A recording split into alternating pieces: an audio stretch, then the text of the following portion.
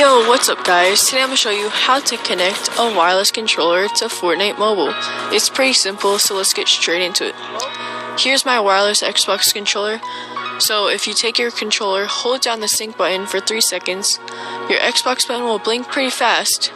Once it's blinking, you want to go straight into the Bluetooth settings, press scan, and when your Xbox button is blinking, as you can see in this picture right here, if this is blinking, you want to press scan, and at the bottom, right there, it'll show available devices, and press on the Xbox, and you're connected. Before we wrap this video up, thank you guys so much for watching. Shout out to my cousin, he's the guy in the clips, the other Galaxy skin. And yeah, this shows that you guys can play Fortnite Mobile with your controller. And no, I'm not on Switch, because why would I make a whole video if I was faking it?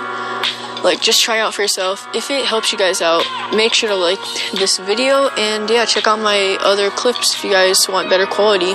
Link in the description. Thanks for watching. Bye.